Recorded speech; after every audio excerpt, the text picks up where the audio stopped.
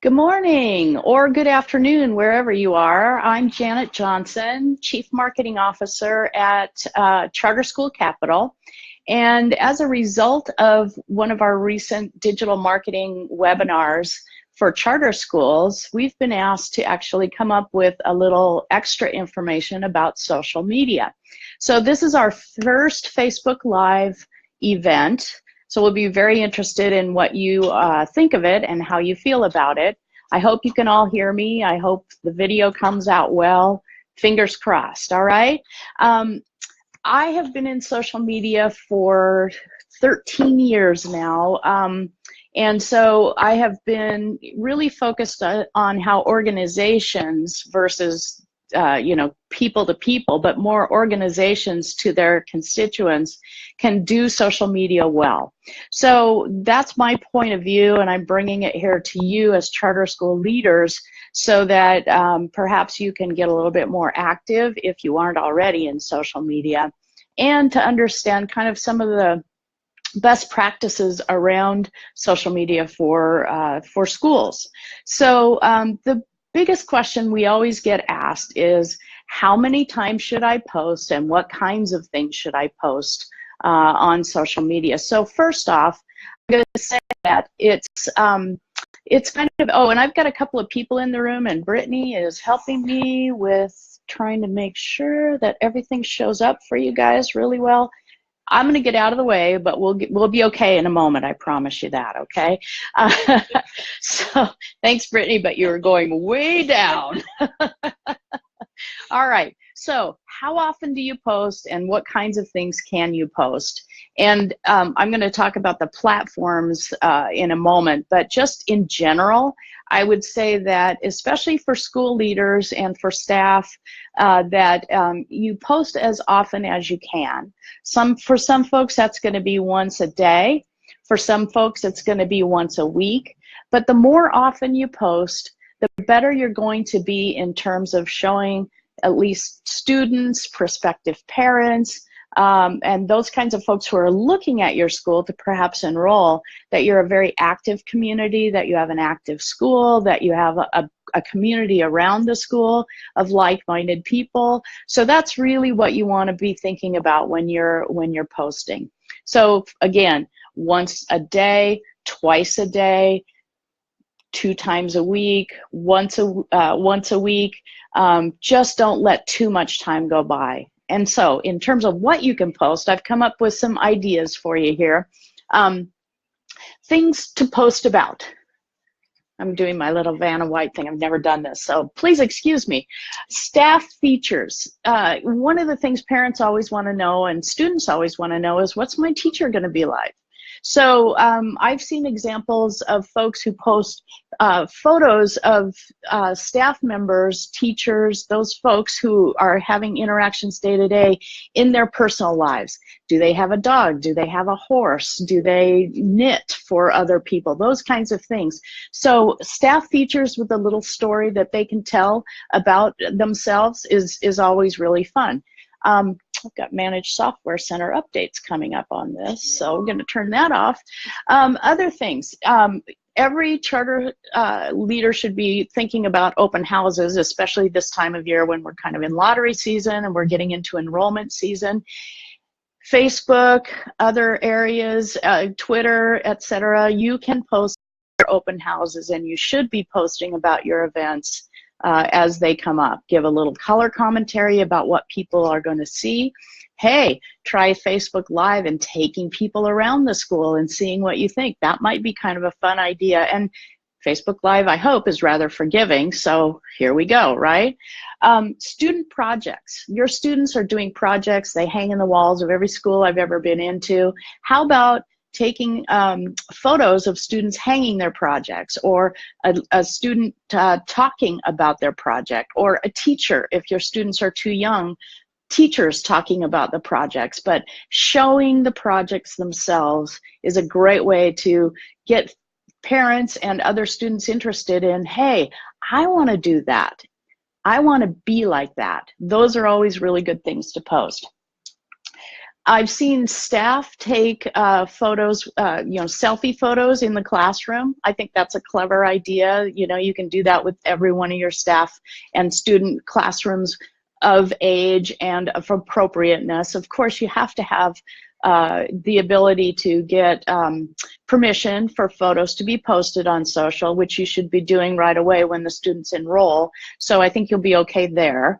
But make sure that everybody has an option of either looking down, hiding their faces if they don't want to be in a photo, or walking out of the room during the photo shot. But students and social media is such an ingrained part of our digital native community that people should know how to handle themselves. But talk to parents when you come in. If you're going to start a social program and have a social community, you should be probably talking to parents along the way and getting their opinions about how their children should be treated. Simple student stories. There are little stories every day about students in the classroom, students that come in with new things happening in their lives. And a little quick post with a photo is always a nice way to show what's going on in your students' lives, because people like me are those with whom I want to be surrounded. So think of this as an ecosystem of digital content that really shows not only what's going on inside your school, but also what's going on with the families outside your school. The more you can show the stories and tell stories, the better off you're going to be in social media.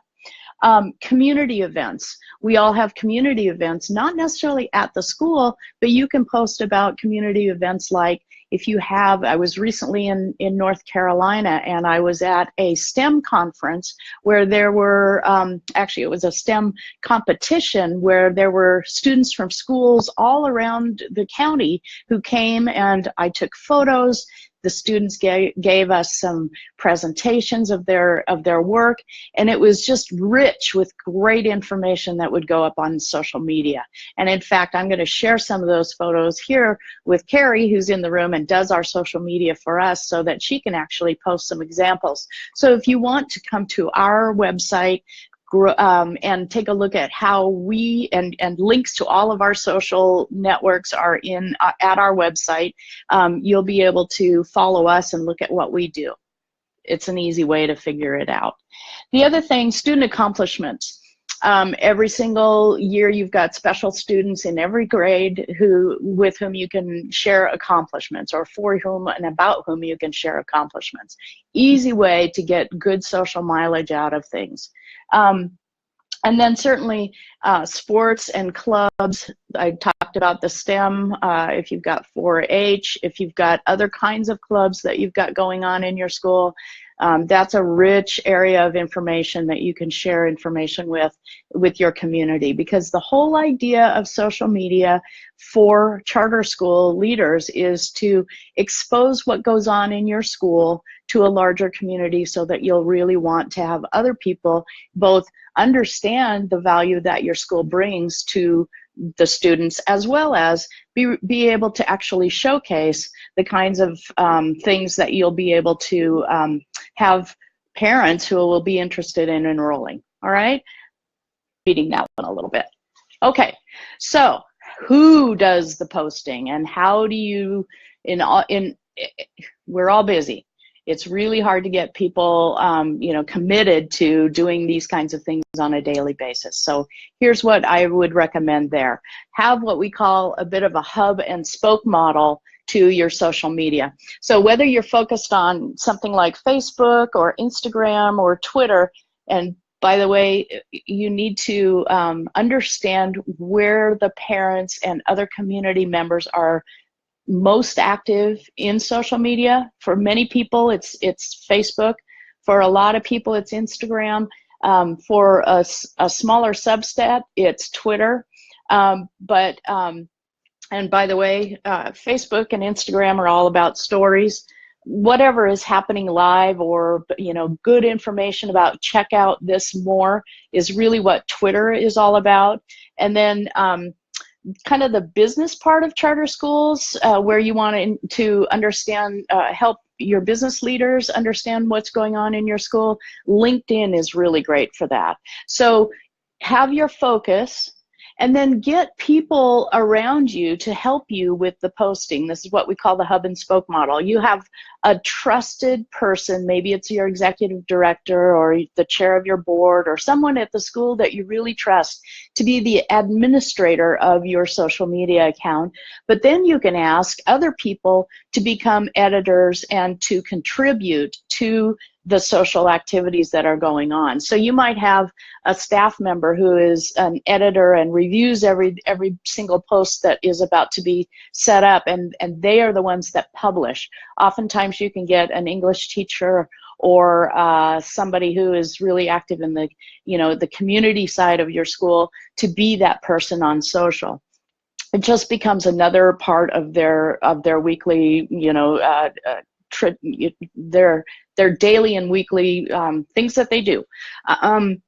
Students are really great, especially the older students, in what it would be, 8th, 9th grade and above, and especially those who are really good at writing or photography, those kinds of things. The folks who might in your school be doing the newsletters and reporting on other things can submit for social posts as well, where the staff member would actually publish, clean up a little bit, go back to them, ask them to do something slightly different. So the students and the teachers have an interaction there that actually will happen a lot in a professional life. So this is very much 21st century skills, folks, that we can be teaching and that will contribute to your school's success in social. And then volunteers, you have parent volunteers in the community. If you have volunteer hours that are required by parents as part of the deal when they bring a child to school, you might find somebody who would be willing to moderate questions, moderate concerns, and bring that other voice, the parental voice, into the exchange, which would be really great. Content is pretty easy to find when you actually look for, and especially in Instagram and in Twitter, hashtags. So tagging is very important. I'm going to be a little self-serving here. We are using the hashtag We Love Charter Schools all year long. If you follow this hashtag, you'll see some interesting information that we will be sharing over the next year with regard to what we're doing. You should have a hashtag that you own. So your charter school name could be a hashtag, so that whenever you have any of these posts, you tag it with your own school hashtag, and students can start to follow it. Students can start to post on their own time around it, but you will need a moderator to make sure that everything is still on the up and up. And then use popular hashtags like Throwback Thursday, where you might post history of your school, history of some of the staff, when they were students. Those kinds of things are great for a Throwback Thursday post. Tag it with 3 hashtags and you're done. And people will find you that way as they're starting to look for information.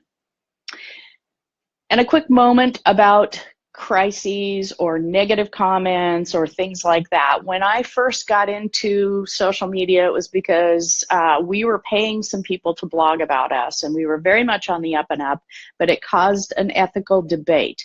And I was the sole marketer handling this ethical debate that happened across some very, very accomplished and very, very verbose people on the web, and it all unfolded in the public domain. So there are some basic concepts that I would suggest that we think about. Number one, if a crisis arises, the first thing you need to do is step away from the keyboard for a moment and gather your thoughts.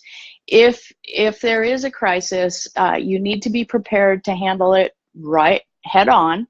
You need to be able to handle it in the channel in which it's unfolding. So if you get somebody complaining about you in Facebook, then you need to respond in like mind in Facebook.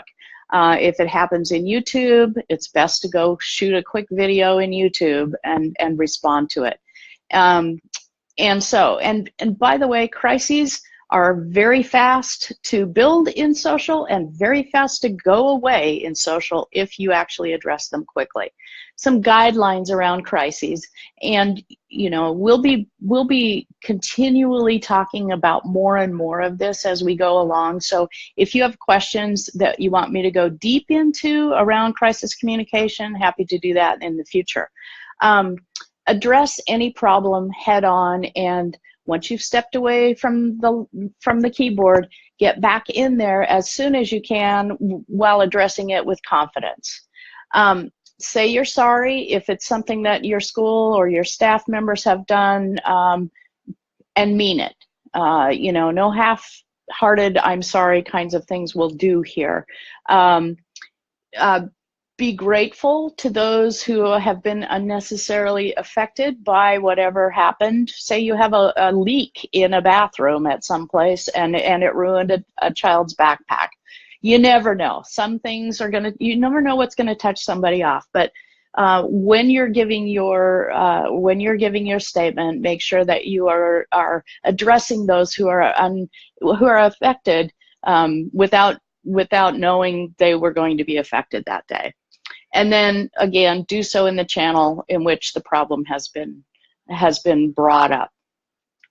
A lot of folks talk to me about how parents have private Facebook pages that they can't get into, and that's just the world that we live in today. But if your social stream shows happy children, happy parents, a thriving community, support from others in the community, a lot of pictures of children having fun with their teachers, those kinds of things, that's the best way to combat any kind of negative parent talk.